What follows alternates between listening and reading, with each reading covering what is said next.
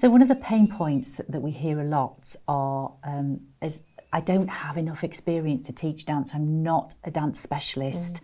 I don't know how to get my 30 kids doing exactly what I want them to do without it ending up in chaos. And one of the things that we're going to show you now are different teaching methods. So we have 4 lovely teaching methods for you to follow and to choose which one that you perhaps will suit your group, and take it from there. So. But I think with this, teachers are actually really fearful of teaching dance, aren't they? Especially, like we said, if they've not got a lot of experience in teaching movement, especially to music, it can be absolutely the worst thing on your timetable. You can look at that with absolute dread. But it's so easy to get carried away in the sort of, oh, it's got to be like this and it's got to be like that, but it doesn't. It's about the children expressing themselves and you allowing them to do that. And once you get that in your head, that it's a really fun experience for them and for you, then it will be one of the most enjoyable lessons you teach all week. Yeah. So let's have a look at the next slide, because these are the things that just bear in mind when you're kind of approaching your dance scheme.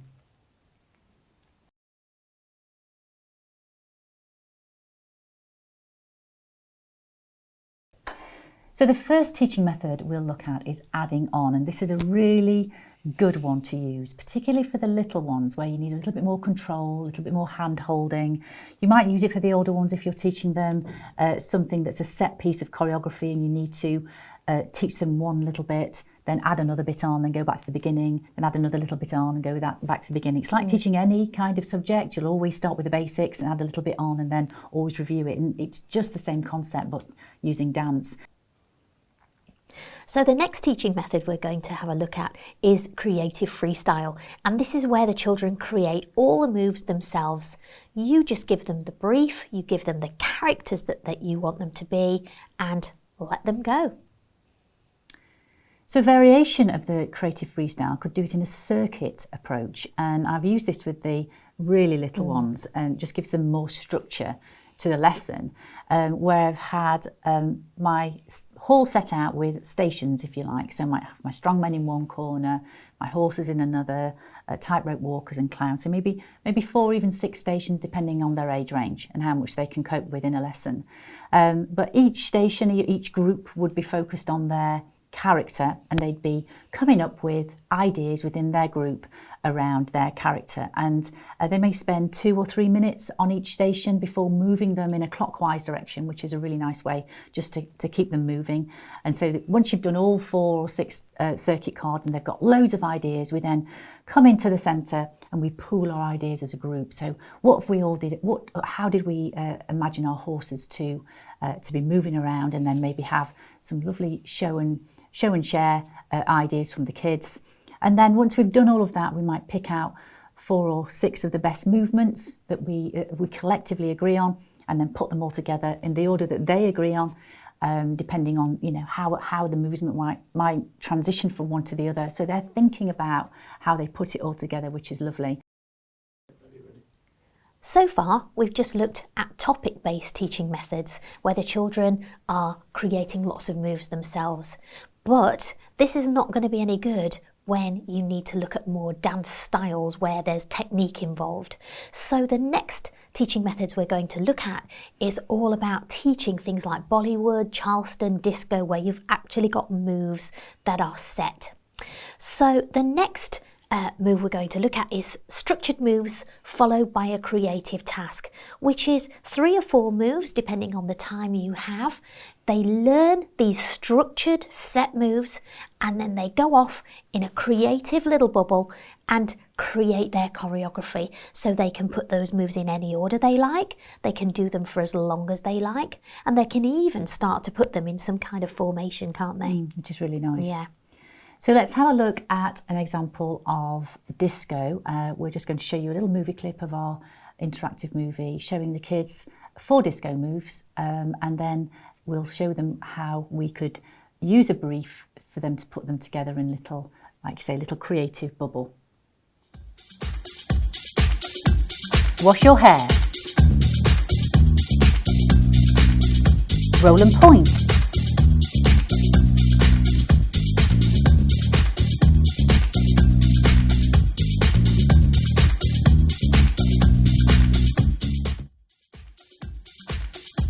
Lawnmower.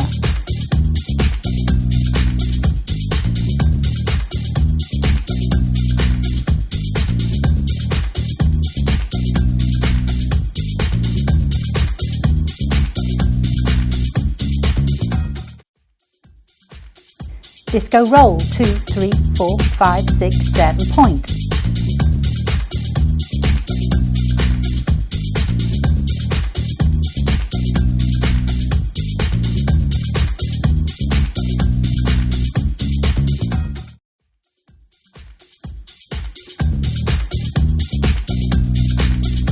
Maracas.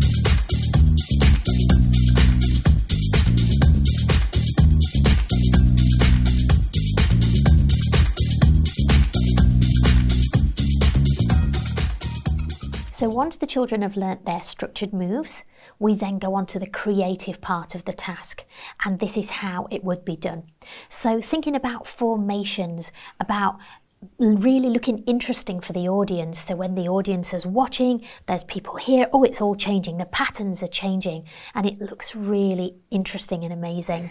Yeah, and I think one thing to just kind of set to start with is get them to understand where the audience is going to be in the room. So if that's facing where you're teaching, then to have a circle formation is not going to work, because someone will inevitably have their back to the audience. So semicircles work nicely, diamonds, triangular or a V, one behind the other, maybe a diagonal line formation. So give them some ideas on where to start and say, well, you know, this is going to be your starting position, your starting formation. Yeah, lovely. So they can perform their moves in any order as well. It doesn't have to be the order they learnt them in. They can mix them around. They can perform one move at the beginning and do it again at the end if it's a particular move they like. They can adapt them, they can make them into a canon. So things like where one child goes, then another child goes, then the next child goes. It's a bit like a Mexican wave, isn't it? So you can get that flowing wave of movement. Which looks really effective, doesn't it? And it's so simple to do. Absolutely. And that takes quite a bit of time in their routine as well, doesn't it? So they can really make the routine nice and long without it becoming boring, because there's lots of action going on. And also they need to think about balancing the routine equally, so it doesn't all travel one way and they all end up in a pile in one corner. They're using the space, and they're moving forward and backwards, side to side, and really making it a really nice spectacle for the audience to watch. I think if they've got a central space they're working with, reiterate that if they're moving forward, they need to move back. If they're moving right, they need to move left or back to centre. So it's almost like having a coloured spot, isn't it, on the floor, but for the entire group, so they know where they're working for. And then they're not going to crash into other groups in the room and take up their dance space. So if we just have a little chat about that, then I think it helps them, doesn't it, to formate, to put their formations together really nicely and safely. Yeah. So our final teaching method is something called pose and transition, and I love this because it's so simple to use. You could use a set of flashcards, or the children could develop their poses as an individual group. It's totally up to you how you do this, but I use flashcards because it inspires the children.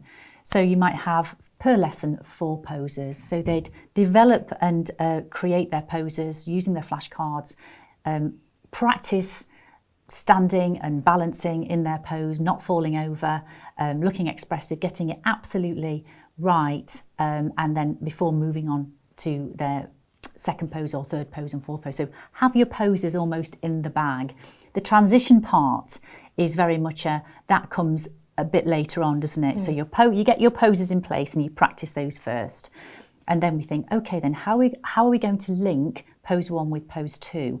So we have pose 1 will be 8 beats, and then your transition will be another 8 beats.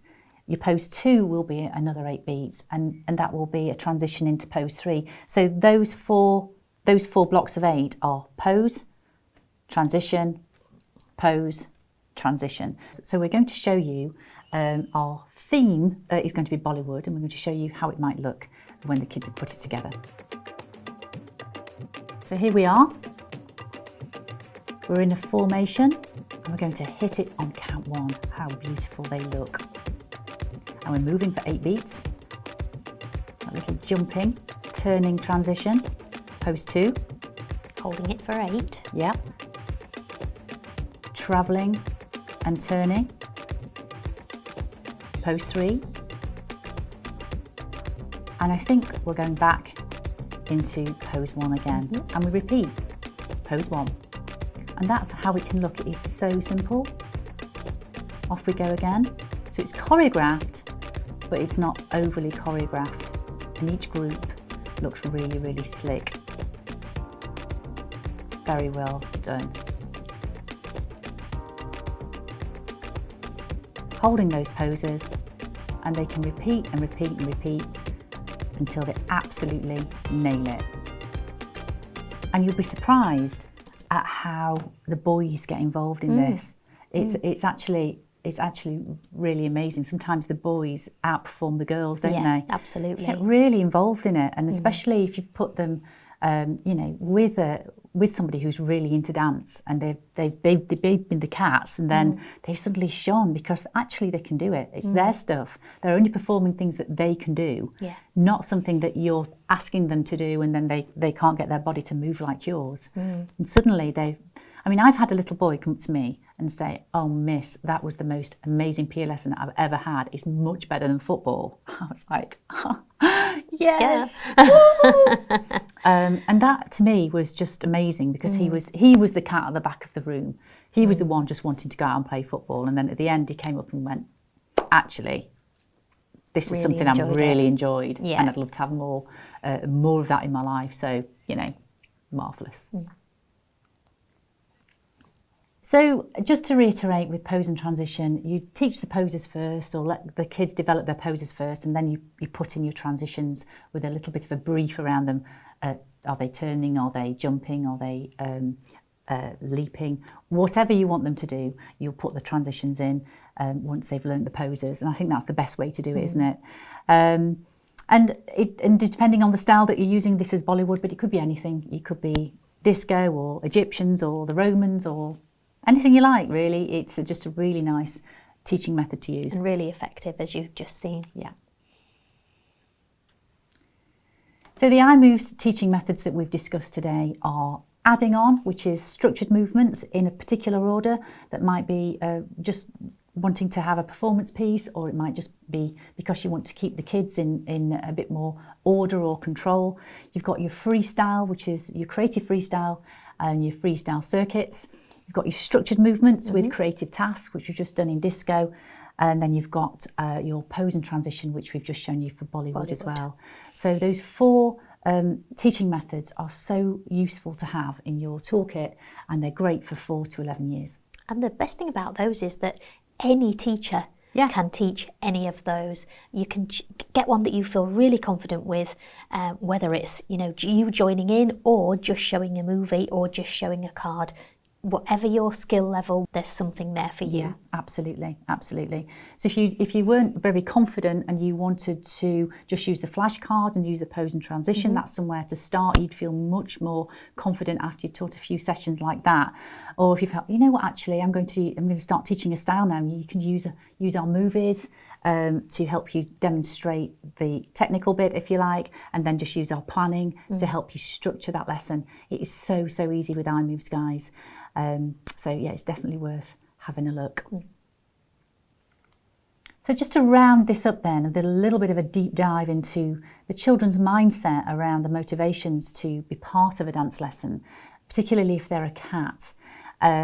So we'll just take a deeper dive into that and look at how we can really engage those difficult cats, and so we can banish any ideas that dance is just for ballerinas and tutus and ballet shoes and stuff. Yeah. So in all our years of experience, we found that the sort of 9 to 11-year-old boys can be the trickiest little cats, can't they? Quite challenging. Yes, and they often think that dance isn't very cool, so it's not for them. So if we can get them on board and we can win them over, then they often become the most enthusiastic of all, because they've actually realised that it is fun, they are enjoying it, and it's something cool. that they can do, and it's cool, yeah. So we're going to share with you a few little tricks that we've got to win them over. So first of all, you want to choose your music and your characters that are really up to date. So nice modern music, and this will automatically, from the beginning, really excite the cats. They like to feel cool and grown up, so try not to kind of use topics that they'll feel embarrassed by, and we're going to have a look at some topics in a moment. And then we know that once they've had that positive experience with dance, that they realise it isn't kind of boring or it's just for girls, that they're willing to try the styles. So you can start them off with gladiators or the Romans or something quite macho, and then by the next dance scheme you say, right, okay, then let's have a go at jive, and they're quite willing to hold a girl's hand, no less, and do all those things. So if you've got tricky cats in your year groups, then these are the topics to start with. Another pain point that I hear from teachers is that I have not got the time to prepare new dance resources. This is all lovely, but where have I got the time? So here we go. Do you or your teaching colleagues find the prospect of teaching primary dance a little daunting? Maybe you feel like you have no real experience or understanding of where to start, what music to use, or how to teach the techniques. Many teachers I have worked with over the past 20 years in schools have felt like this. And that's why I created iMoves Dance, to help teachers just like you develop their own skills and enjoy teaching amazing dance lessons super confidently. The first thing I realised is that I don't need to be a professional dance teacher to teach primary dance. Using the iMoves approach, I found that teaching dance to my class, armed with iMoves, is super easy, and the kids absolutely loved it too. Having worked with so many teachers, all with the same worries around delivering dance, know you are in safe hands as an iMoves Dance member. You'll get access to our beautifully presented dance technique and inspiration movies to support you teaching all the tricky stuff. Our music is vibrant, modern and brilliantly designed to help children move in time to the music easily. Lesson plans and flashcards help you to structure the creative tasks into a confident performance. The online CPD sessions really helped me to develop my dance teaching skills, and particularly around movement to music and beat and phrase. Imogen includes simple starter activities on all lesson plans around teaching children all about music structure to help them choreograph their own sequences so much more effectively. Honestly, once they had learned all of that, all I had to do was encourage them and then watch them go. It's amazing. You'll get age-appropriate resources for each school year and resources that are suitable for every child, irrespective of their confidence or skill level. Our Free for Life account gives you access to a core selection of our resources with no commitment. And as a special welcome bonus, you'll also get 14 days complimentary access to our premium resources. So why not join now and do what I did and give it a go? Just enter your details here and let's get active every day.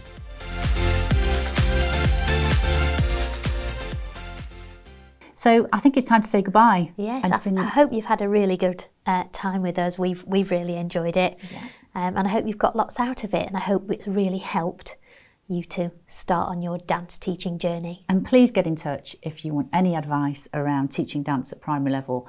We're always at the end of a phone or at the end of an email, so you can always just send us a quick note and we'll get back to you as soon as we can. But good luck teaching. It's so wonderfully easy when you use our approaches and use our really super simple resources to help you structure your lessons. So off you go. Happy teaching, and let us know how you get on. Yeah, please do. Take care and we'll see you next time. Bye.